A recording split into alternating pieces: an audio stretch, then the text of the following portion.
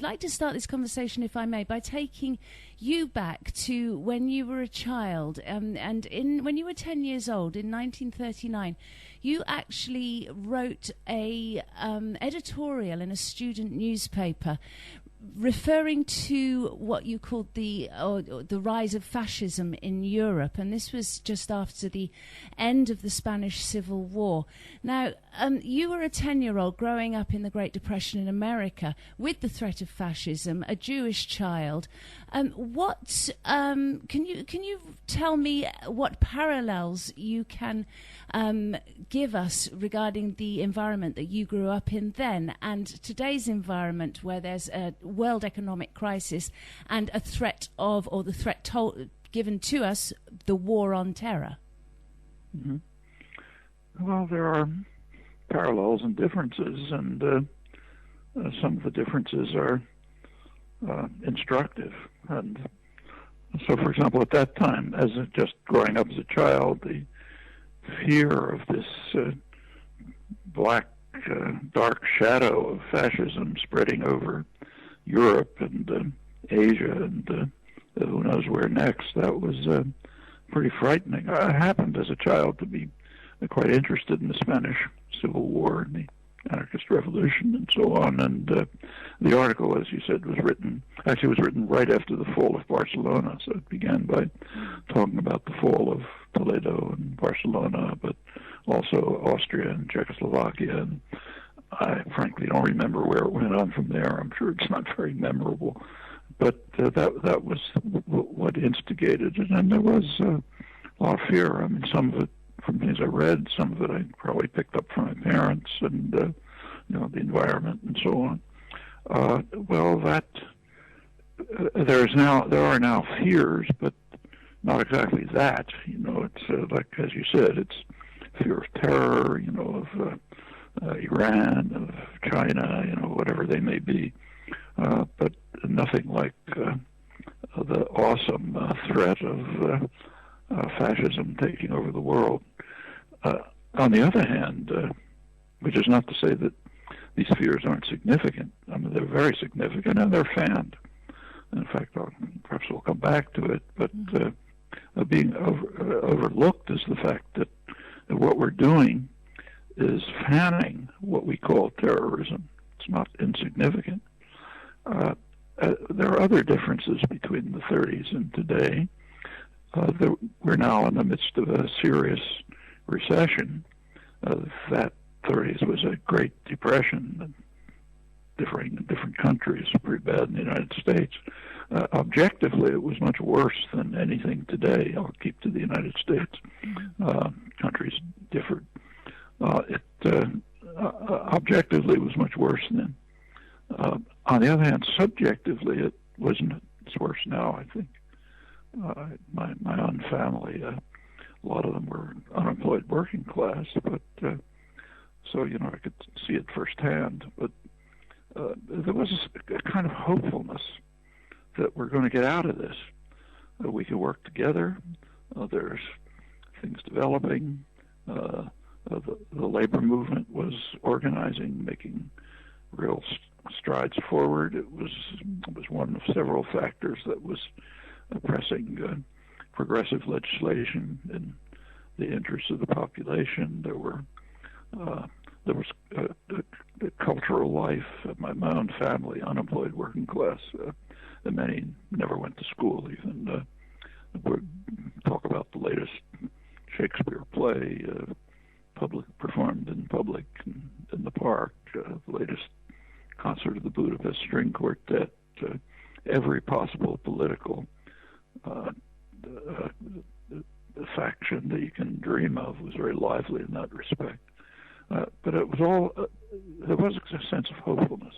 It's going to end, and we'll be better off through our common commitments. That's not true today. Today there's a real sense of hopelessness. Just this morning, in fact, in the New York Times, take a look at the front page. There's an article about the sudden rise in suicides, mostly among men mainly in their 50s, in what they call the middle class. The middle class is the term that's used here for working class. You're not allowed to say working class, so everyone's middle class, but it means those who've lost their jobs and have no hope of reemployment, no legitimate hope, and they see no future for themselves. And what we're seeing is a phenomenon that's not uncommon in devastated societies. I've seen it all over, books written about. In a society that's really crushed, what commonly happens is that the women somehow make out. They find they have responsibilities, commitments, things they can do. You can take care of the children, take care of the home, see that people have food and clothing. I mean, they have commitments that they can fulfill. For the men, life is often just gone. Their identity and pride is destroyed. They can't do what the culture has trained them to believe they must do. Be the breadwinners, the providers, protect people, and so on. And they can't. It's taken away from them. So we're talking... And very commonly you get drunkenness and suicide. That's different from the 30s. Well, we're talking then the inability for the middle class American man to put food on the table, to provide for his family. But there's more to it than that, isn't there? There's a sense of despair, which I think goes far beyond the economic effect. And I would assume that has a lot to do with the breakdown of the fabric of society, with, as you said initially, that back in the 30s everybody would pull together and agree that there was a way out of this, and we'd help each other and we'd pat each other on the backs. But nowadays there's been a severe disruption in the family unit, in the social fabric, and moreover the intensity and the strength and the power of the media with which most of us are confronted with, or we confront ourselves with on a daily basis, is designed in such a way as certainly not to help that ailment, and certainly not to encourage an individual to feel that there is much hope. That's right. There is a sense of kind of hopelessness introduced. The society is becoming very atomized. I mean, I can see it even among activist groups. I go around giving lots of talks all over the country and all over the world, in fact. And one of my own purposes, at least, and is if I go to some city and give a talk, say, one of the consequences is it brings together people in the city, in the region, many of whom are doing parallel or sometimes similar things, but just don't know about each other. I mean, I've given talks in Boston, where I've lived for over 60 years, and say in some poor immigrant community in downtown Boston, where it turns out there are very lively and productive activist groups that are doing really wonderful work that I didn't know about, let alone the people in the a couple of miles away who may be trying something else. And people are atomized. They're alone. They're kind of alone. The way the social media work is kind of an interesting result of this. There are people, especially young people, I know some, who think they have a lot of friends. And they have a lot of friends because if they put something on their Facebook page, they'll get reactions to it by people they call friends, who they don't know, they don't want to know, who have no personal relationship to them. But that's what friend has come to mean, somebody you can be in superficial contact with. And that's, I don't know if it's a cause, I suspect it's more reflection of the general atomization, the enormous pressure to focus your life on consumerism, which means personal gratification. Get more things for myself, I'm glad you've mentioned social media there, because we have to refer, I suppose, to the most recent tragedy in America, which was the Boston Marathon bombing. And in the wake of that, social media was just on fire. People tweeting and Facebooking and interacting with each other and opinionating and so on. And many people see that as a positive tool for interaction. As you say, that interaction isn't human interaction as such.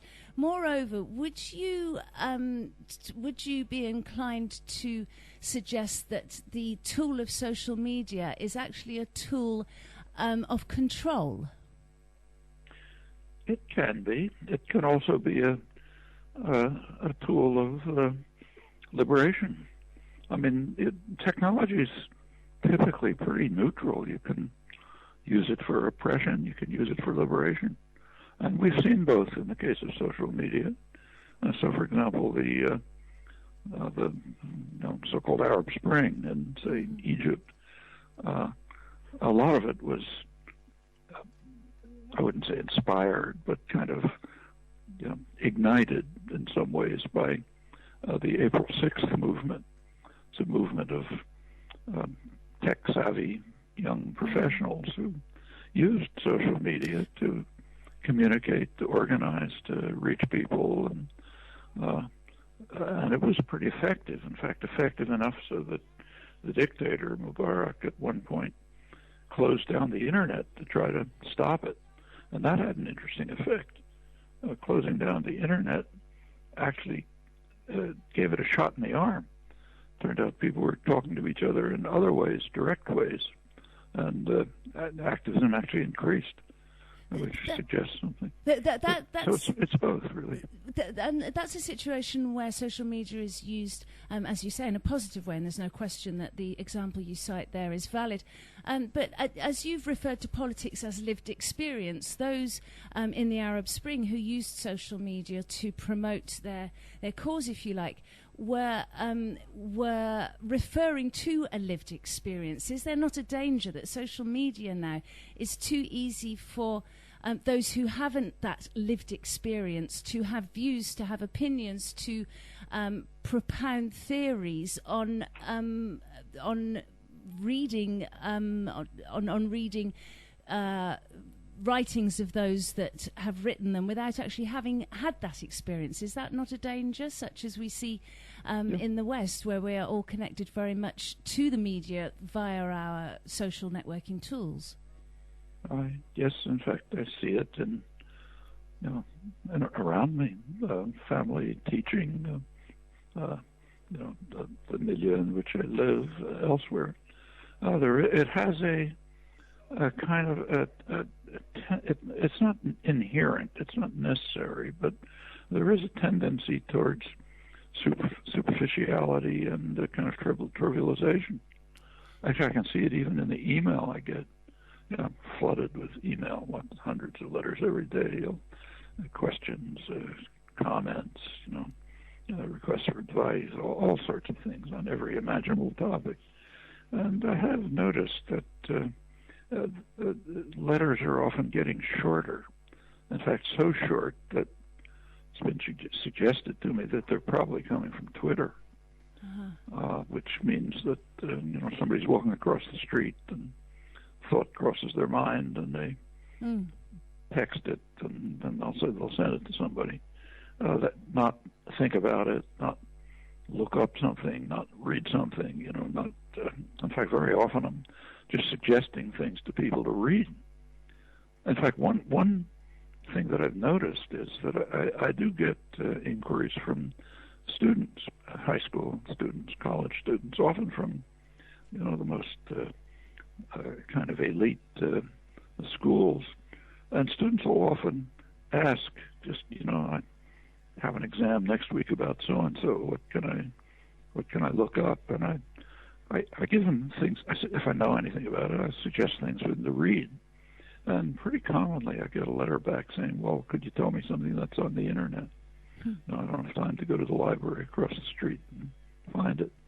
I want to be able to sit in my room and get it."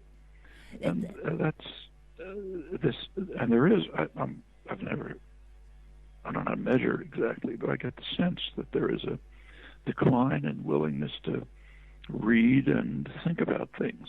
Read a book, not just so you can pass the test tomorrow, but so that you'll think about it and remember what's in it and come back to it and reread it and think about it some more. Well, essentially, less of that. Our means of thinking, our means of communicating, our means of formulating ideas has been channeled into the tools of the type of media that we're talking about. And as you quite rightly there, we're moving away. There are generations of young people now who've never picked up a book. In fact, I know people of my own age who've never picked up a book, and that's a real tragedy. But is it not a possibility that whilst we're also consumed and obsessed with the tools at our fingertips, with these incredibly magical social media networks, ability to put something into Google to get an immediate response, to formulate an opinion because of that, whilst we're obsessed with that we're not really taking stock of what is being done on our behalf by our governments. In other words, it's a tool of control. I noticed very much during the media the media response to the bombings in Boston that there was, of course, there were the two areas of media that one could look for. You could go to the mainstream media, or you could go to the internet and find what people would refer to as conspiracy theories. And each of those had their own doctrine, and each of them followed their own line.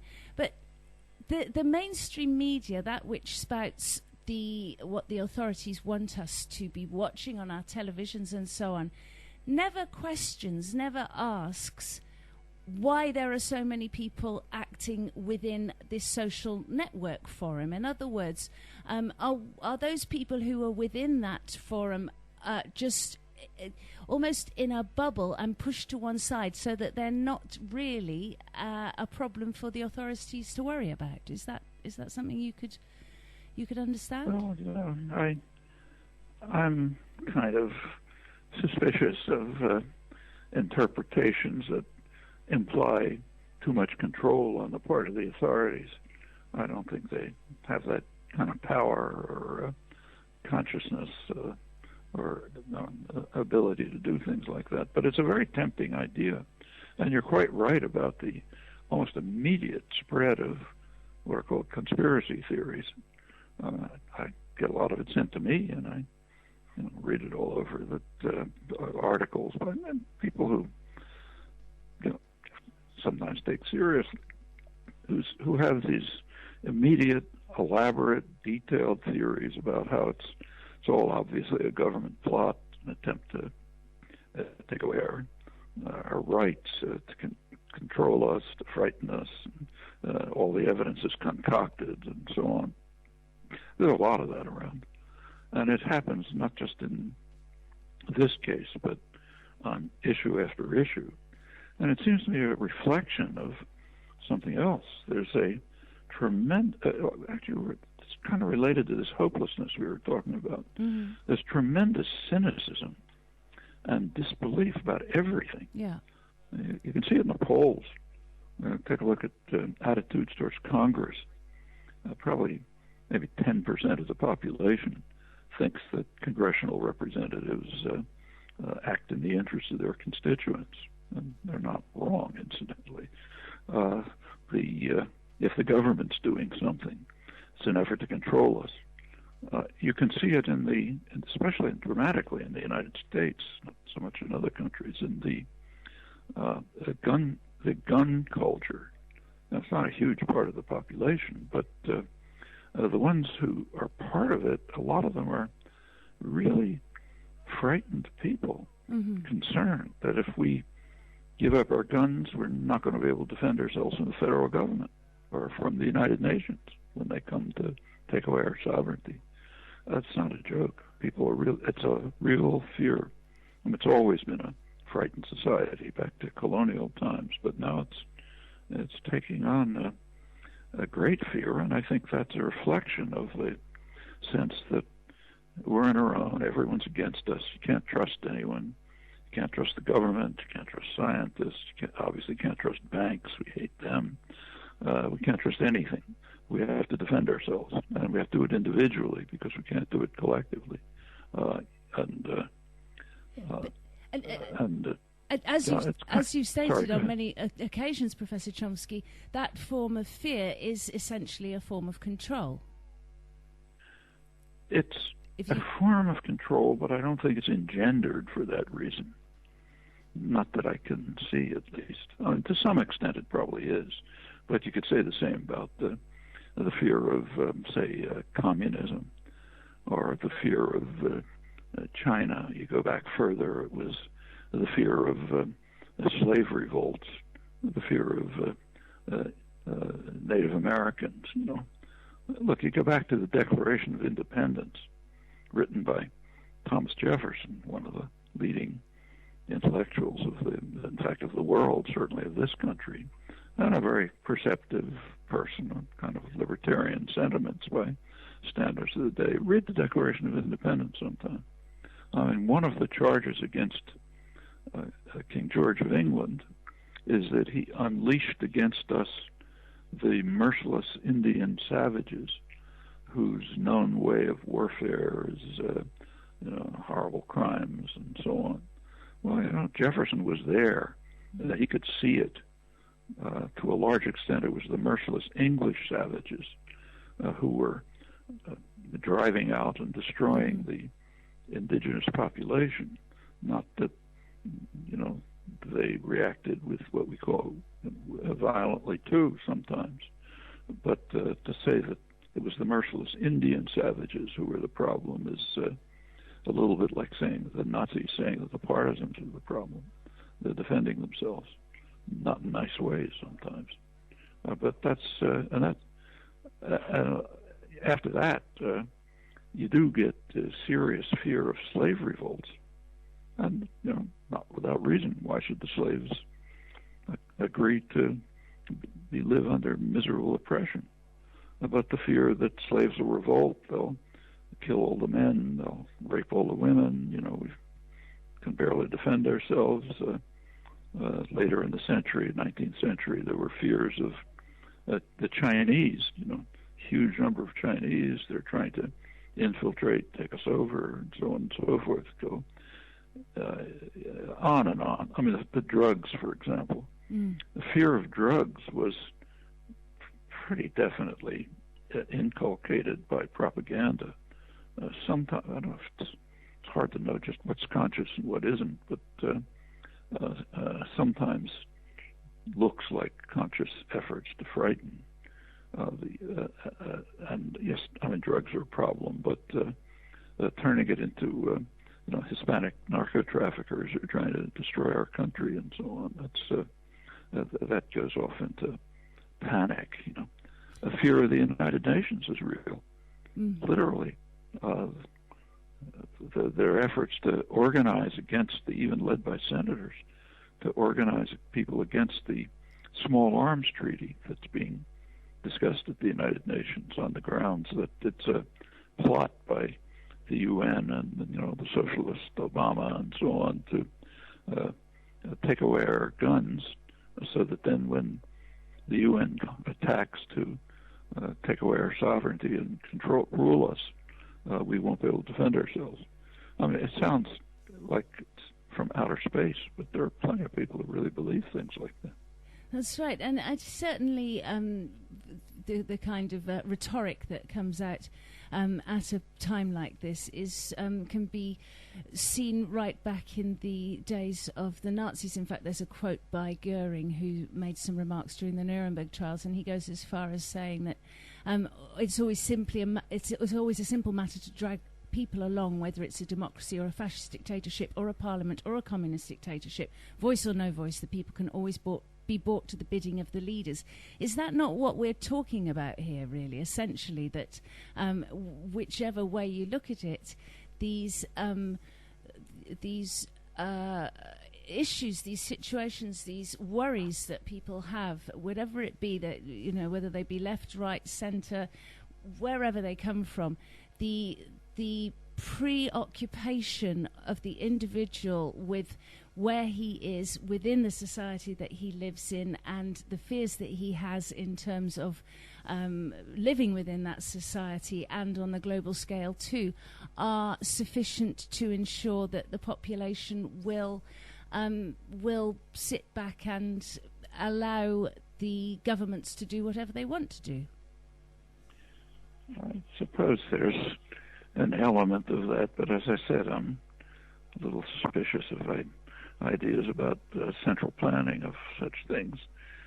There's an element of it, but I think it combines with something that's kind of that it's just endemic in the population altogether: hopelessness, atomization, a fear that there's no future, that everything's being taken away from us. Why do you, I know that you're going to be running out of time, so sorry for interrupting you, but why do you think that we are, you've said authority needs to be tested before it can be deemed legitimate and worthy of power. Why are we as society so reluctant to test authority? Why do we seem to accept so willingly what is put in front of us?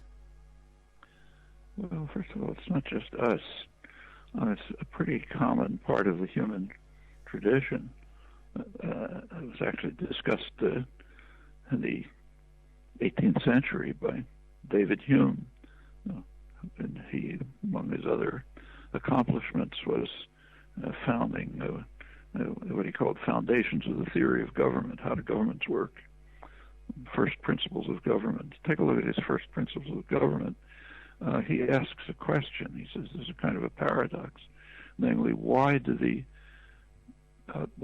general population accept the rule of the governors? Why do they accept the rulers? Why do they subordinate themselves to them? And he points out that power is really in the hands of the governed, the general population. They have the power. If they make use of their power, they can get rid of the king, the princes, the bishops, whoever it is that's ruling over them. And he concludes that the solution to the paradox is that the secret of government is persuasion, persuading people that they should be obedient, that they should be passive, that they're better off that way, and so on. Actually, there's a marvelous literary rendition of this in Dostoevsky in the parable of the Grand Inquisitor. You remember the story, the peak of the Inquisition in Toledo.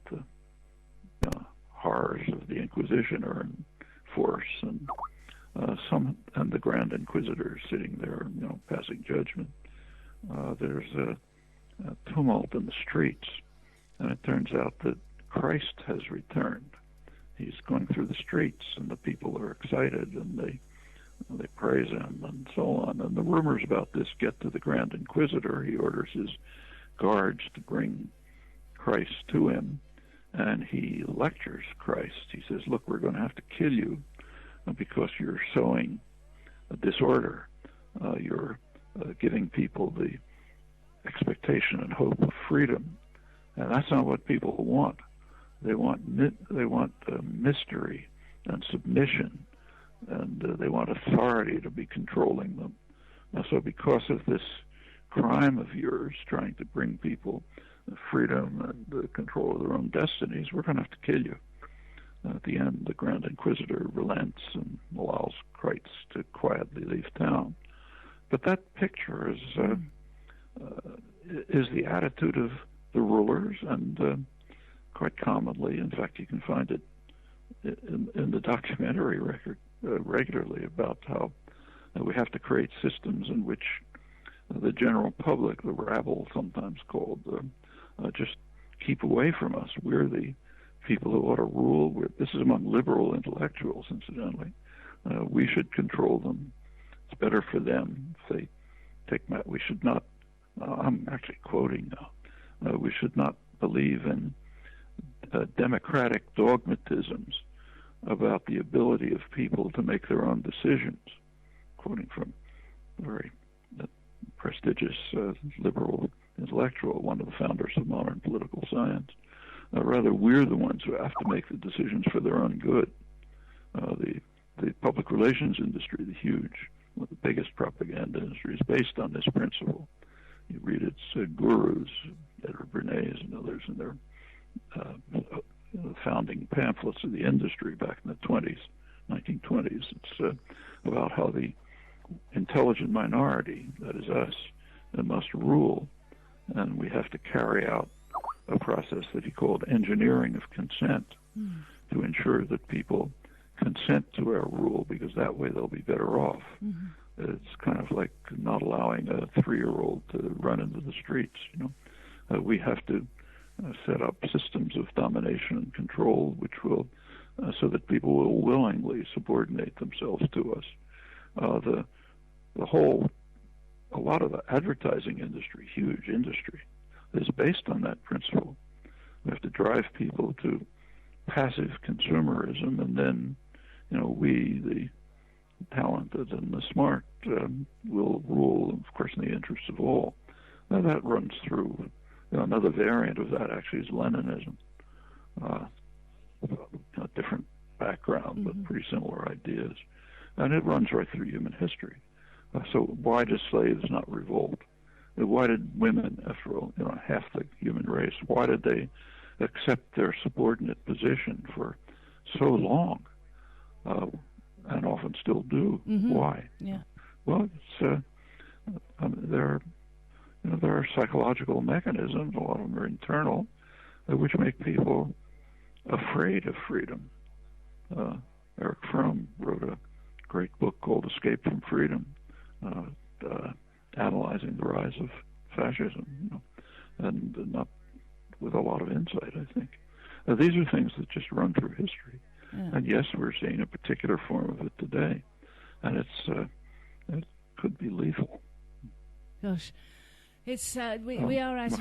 I'm afraid I have to get off. I know you've been incredibly generous. I have a boss too, and she just walked in and told me I've got my next appointment coming. You've just been chastised, Professor Chomsky. I mean, very emotive words to live on, to leave it on anyway. So wonderful to speak to you today, and thank you very much indeed for your time. I appreciate it. Okay, glad to talk to you. Thank you so much. Bye bye.